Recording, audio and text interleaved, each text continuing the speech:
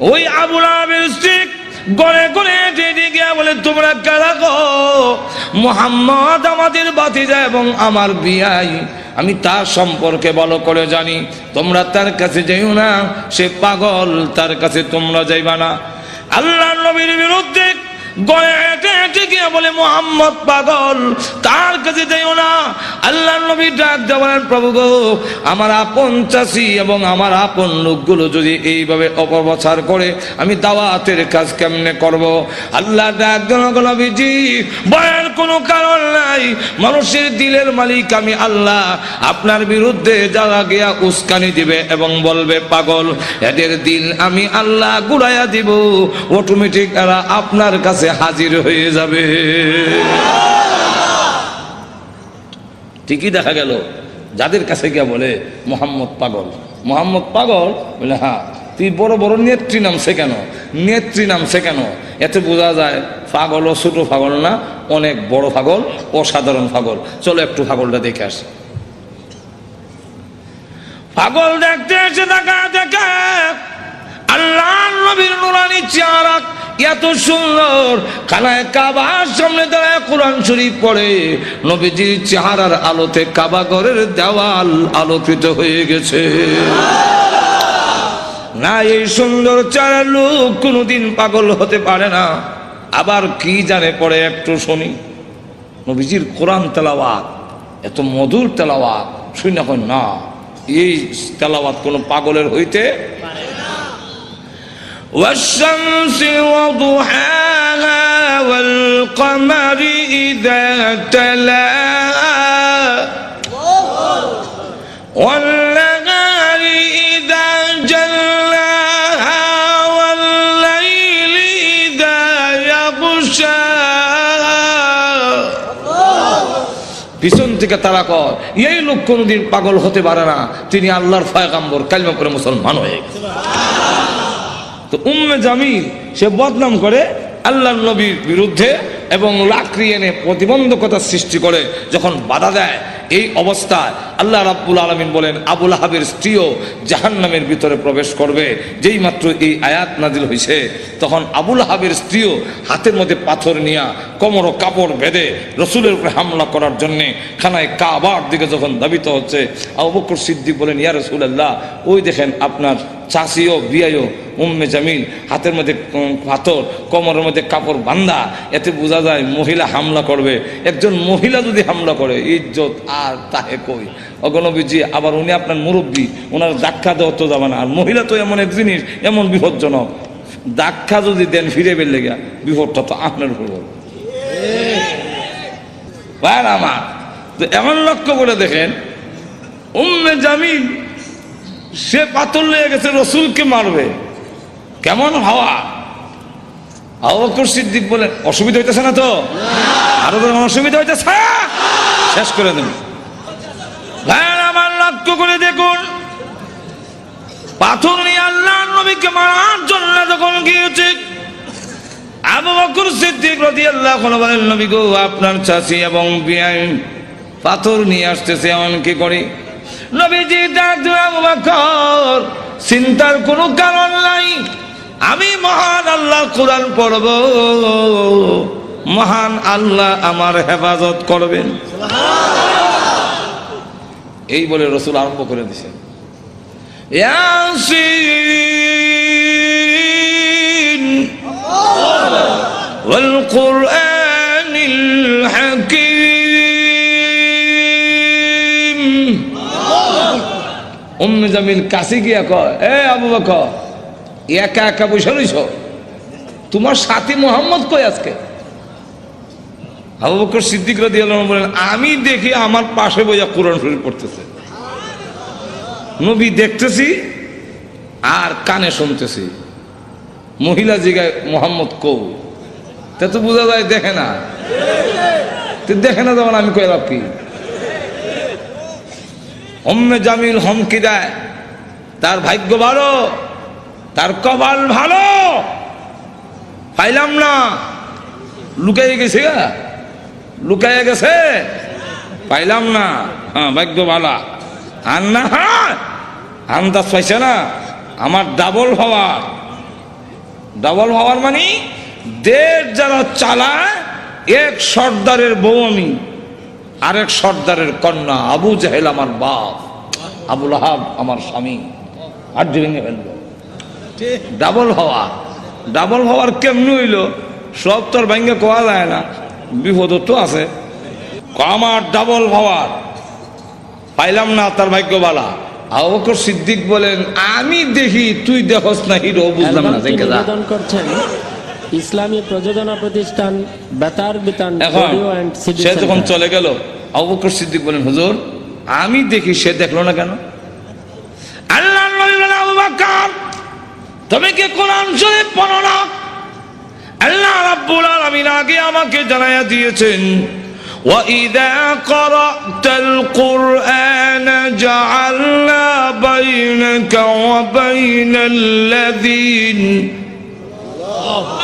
الَّذِينَ يُؤْمِنُونَ بِالْآخِرَةِ حِجَابًا مَسْتُورًا। হে নবী, আপনি যখন কোরআন শরীফ পড়েন, তখন আপনার আর অবিশ্বাসী বেঈমান কাফেরের মাঝে আমি আল্লাহ হিজাবাম মাসতুরা, গোপন পর্দা দিয়া আপনারে ঢেকে ফেলি। রাসূল বলেন, আবু বকর গোপন পর্দাটা কি জানো? ওয়াল্লাহু আ'লামু রাসূলুহু, আল্লাহর রাসূল বলেন, আমি যেই দিকে তাকাই সেই দিকেই দেখি অসংখ্য ফেরেশতা আমাকে ঘেরাও করে দাঁড়িয়ে আছে। আবু জাহেল, আবু লাহাব ক্ষুব্ধ হইয়া দুই ছেলে, রসুলের দুই মেয়ের যে বিয়া করেছিল, মনে আছে তো? কোন একটার নাম উতবা, আরেকটার নাম উতাইবা। রসুল প্রকাশ্য নবী হওয়ার আগে, রসুল প্রকাশ্য নবী হওয়ার আগে দুই মেয়ে এই দুই ছেলের কাছে বিয়া দিলাইছে। কথা বুঝছেন? এখন সে এই দুইজনের কেন না কয়, তোমাদের শ্বশুর মুহাম্মদের কাছে আমার এবং তোর মার বিরুদ্ধে কোরআনের আয়াত নাযিল হয়েছে, অতএব তোমরা দুজন গিয়ে মুহাম্মদের সামনে বলতে হবে আপনার আল্লাহ টাল্লাহ মানি না। আর একটু জোরে কর না। আল্লাহ টাল্লাহ যেমন বোঝা যায় সাটা, জোরে কোন ঠিক কি? কেমন অবজ্ঞা, অবজ্ঞা কেমন চিন্তা করেন, নিমক আরাম কারে কয়? জোরে কোন ঠিক না? ও গিয়া বলবি আল্লাহ টাল্লাহ মানি না, আর মুহাম্মদের দুই মেয়েকে তালাক দিয়ে আসতে হবে, আর না হয় আমি মনে করব তোমরা আমার অবাধ্য, আর আমার অবাধ্য হইলে যে কিছু পাইবা না, এটা তো বুঝো। যেমন বাপ ইমুন ফুলা, এটা তো বলার দরকার ছিল। আপনার কথা না মানলে অবাধ্য, আর আল্লাহর কথা না মানলে আর বড় অবাধ্য। কোন ঠিক কিনা? আপনার কথা না মানলে আপনার সম্পত্তি থেকে বঞ্চিত হব, আর আল্লাহর কথা না মানলে, নবীর কথা না মানলে জান্নাত থেকে বঞ্চিত হব। অনেক সাহাবীরা তো এরকম করছেন যে বাড়ি ঘর ছাড়তে রাজি, কিন্তু আল্লাহ রসুল ছাড়তে আর তো জোরে কর না। গভীর রজনীতে আল্লাহ নবী বিশ্ব নবী রাহমাতুল লিল আলামিন হুজরা শরীফ থেকে প্রচন্ড শীতের মধ্যে বের হয়েছেন। এমনি তাকায়া দেখে একজন বাঁকা হইয়া দাঁড়াইছে, সোজা হইয়া দাঁড়াতে পারে না, কাপড় এইভাবে ধরে রেখেছে। দাঁড়ায় বলেন, আসসালাতু ওয়াসসালামু আলাইকা ইয়া রাসূলুল্লাহ। আল্লাহ নবী বলেন, কে রে তুমি এত গভীর রজনীতে আমাকে সালাম দিচ্ছ? আল্লাহ নবী যেই মাত্র জিজ্ঞাসা করলেন, উনি ডাক দিয়ে, হুজুর আপনি কি আমাকে চিনতে পারেন নাই? আমি আব্দুল্লাহ। আল্লাহ নবী বলেন, কোন আব্দুল্লাহ? ওগো নবীজি, কিছুদিন আগে ইসলাম ধর্ম গ্রহণ করেছি, আমার নাম ছিল আব্দুল উজ্জা, আমি আপনার নামটা পরিবর্তন করে আব্দুল্লাহ রেখেছেন, আমি সেই আব্দুল্লাহ। বলেন, আমার আব্দুল্লাহ তো ধনী বাপ চাচা, তার বাপ চাচা ধনী ব্যবসায়ী ছেলে, সকাল বিকাল কাপড় পরিবর্তন করে আসতো। আজকে তো দেখা যায় গায়ে কাপড় নাই, একটা কাপড়ের টুকরা পরিধান করা, সোজা হয়ে দাঁড়াতে পারে না, তার লজ্জাস্থান খালি হয়ে যায়, হাত দিয়ে ধরে রাখছে কোনো রকমে কাপড়ের টুকরা। আল্লাহর নবী বলেন, আমার আব্দুল্লাহর এই অবস্থা কেন?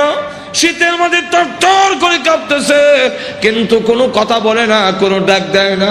নবী গো, অপেক্ষায় বসে আছি, কোন সময় আপনি বের হবেন। আপনার নুরানি চেহারা যদি এক নজর দেখতে পারি, তাহলে আমার অন্তরে আর কোনো দুঃখ থাকবে না। আল্লাহর নবী বলেন, কি হলো তোমার এই অবস্থা কেন? আব্দুল্লাহ, হুজুর আপনার দরবারে কেন আসা যাওয়া করি? আমার চাচা আমাকে বলেছেন বাড়ি ছেড়ে যেতে হবে, আর না কয় মুহাম্মদের দরবার ছেড়ে যেতে হবে। নবী গো, আমি ঘোষণা দিয়েছি, প্রয়োজন বুঝে আপনার বাড়ি কেন তামাম পৃথিবী ছেড়ে দিতে পারি, কিন্তু একটি মুহূর্তের জন্য বিশ্ব নবীর দরবার আমি ছাড়তে পারবো না। আমাকে বাড়ির থেকে বের করে দিয়েছে, বের হওয়ার সময় বললো কাপড় চোপড় গুলো দিয়ে যাও, এগুলো তো আমাদের। উদ্দেশ্য হইল আমি উলঙ্গ হয়ে গেলে এটা যাব না, লজ্জায় তখন করে বসে থাকবো, আপনার দরবারে আসবো না। আমি তখন আমার চাচাকে জানিয়ে দিলাম, ওগো চাচা, কাপড় হারাতে পারি, ইজ্জত সম্মান হারাতে পারি, আমি সর্বহারা হতে পারি, কিন্তু আল্লাহর কসম ঈমান হারা এক মুহূর্তের জন্য হতে পারবো না। আজকে যদি শরমের আর ইজ্জতের বয়ে কাপড়ের জন্য আমি ঈমান হারা হয়ে যাই, মৃত্যুর পরে কবর থেকে উলঙ্গ হয়ে আল্লাহর দরবারে উঠব, উলঙ্গ অবস্থায় জাহান্নামের মধ্যে দেওয়া হবে। ওগো আল্লাহর নবী, আমার কাপড় চোপড় গুলো রেখে দিয়েছি, আমি আমার মার সামনে দাঁড়িয়ে বললাম, মা গো, ও মা, একটা কাপড় দেন না, আমি আমার লজ্জাস্থান রেখে বিশ্ব নবীর দরবারে যাব।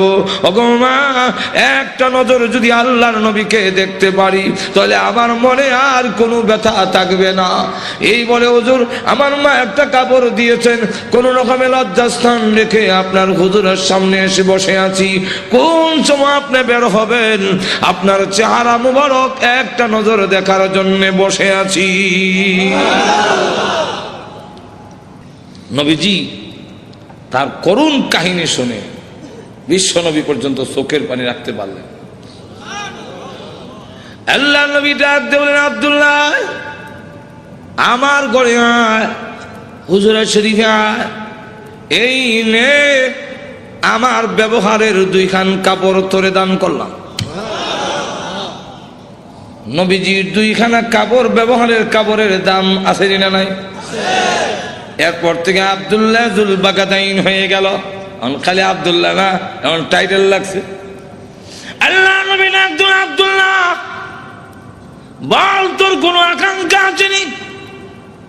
আব্দুল্লাহ দাদু, হুজুর দুনিয়ার কোনো আকাঙ্ক্ষা নাই, আপনার কাছে আমার একটা দরখাস্ত। ওগো নবীজি, আপনি বলেছেন শাহাদাতের মরণ হইলে মরণের কষ্ট হয় না, আপনি বলেছেন শাহাদাতের মরণ হইলে কবর গেলে মুনকার নাকির আসে না, আপনি বলেছেন শহীদ হয়ে মরলে কিয়ামতের মাঠে কোনো হিসাব কিতাব হবে না, বিনা হিসাবে জান্নাতে যাবে। তাই আমার দরখাস্ত, ওগো নবীজি, আপনি আল্লাহর কাছে বলুন আমার শাহাদাতের কামনা যেন মহান আল্লাহ কবুল করে নেন। নবীজি দোয়া করে দিলেন, দোয়া রসুলের দোয়া, হাত উঠাইতে দিদি আর তোদের কবুল হইতে। আল্লাহ নবী বিশ্ব নবী রাহমাতুল লিল আলামিন দোয়া করে দিলেন। এখন আব্দুল্লাহর জন্য দোয়া কেমন কবুল হয়ে গেছে। তবুকের যুদ্ধে গেলেন, কিন্তু তবুকের যুদ্ধটা হইল না, ফিরে আসবেন। আব্দুল্লাহ রাস্তার মধ্যে অসুস্থ হয়ে গেলেন, সেখানে তিনি ইন্তেকাল করলেন। আল্লাহ নবী ঘোষণা দিয়েছেন, আল্লাহর রাস্তায় যখন মানুষ বের হয়ে যায়, রাস্তায় মারা গেল, শাহাদাতের সওয়াব তাকে দেওয়া হয়। আমার আব্দুল্লাহকে গোসল দাও, কাফন পরাও, আমি নিজে জানাজার নামাজ পড়াবো।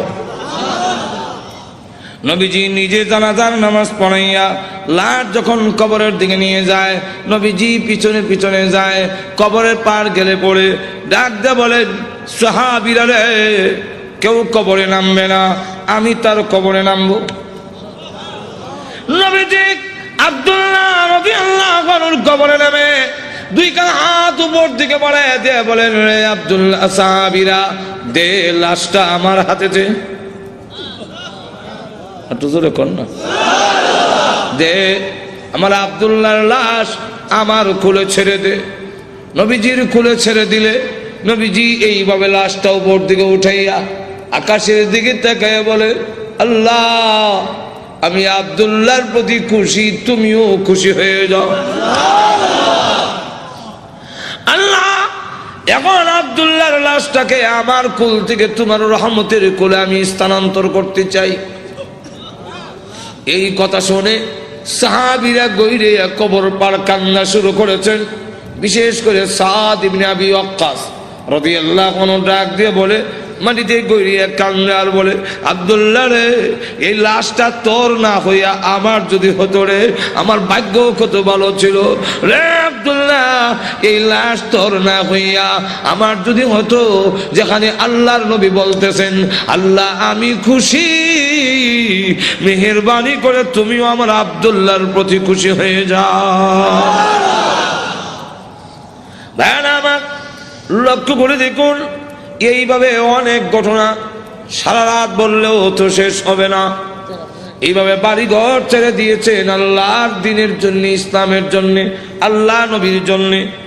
কিন্তু আবু লাহাবের ছেলে যেমন বাবা তেমন ছেলে উতবা আল্লাহ নবীর সামনে গিয়ে বলে, ওগো মুহাম্মদ, আপনার আল্লাহ টাল্লাহ এগুলো আমরা মানি না।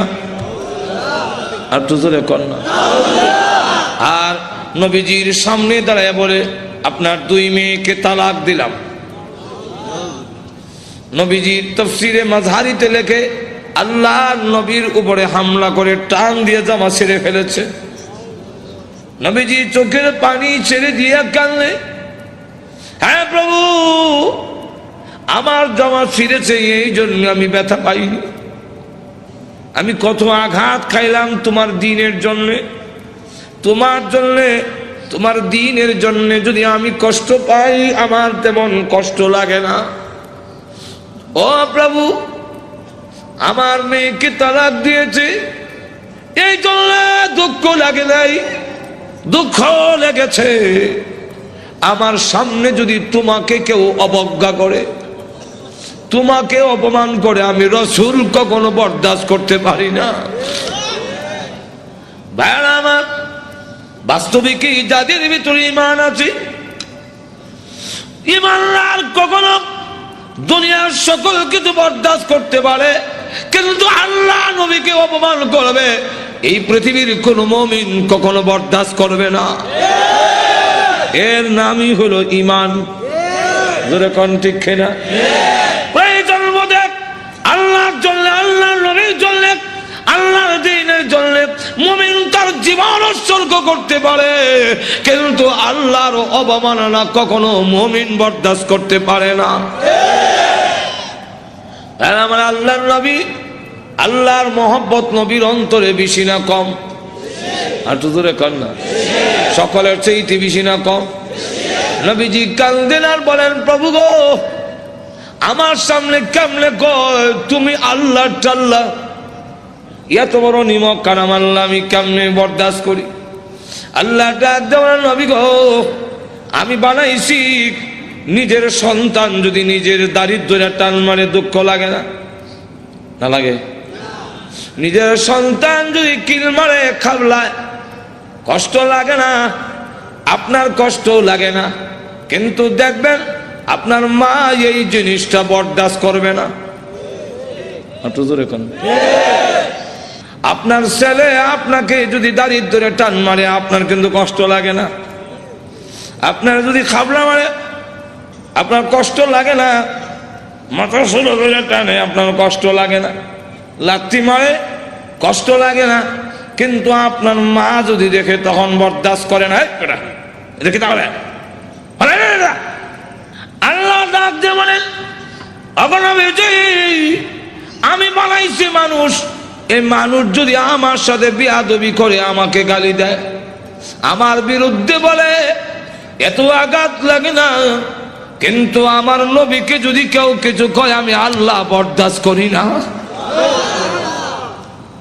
আমার নবীর বেয়াদব আমি আল্লাহ ছাড় দেই না। আমার নবীর গায়ে আঘাত করলে আমার কষ্ট লাগে।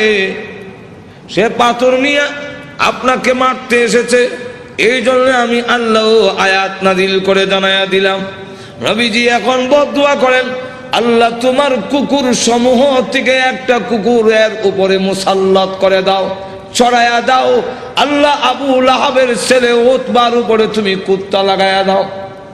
আল্লাহ নবীর দোয়া হোক বদদুয়া হোক, জবান থেকে বের হতে দেরি হয়, আল্লাহর দরবারে তা কবুল হইতে একটা মিনিট দেরি হয় না।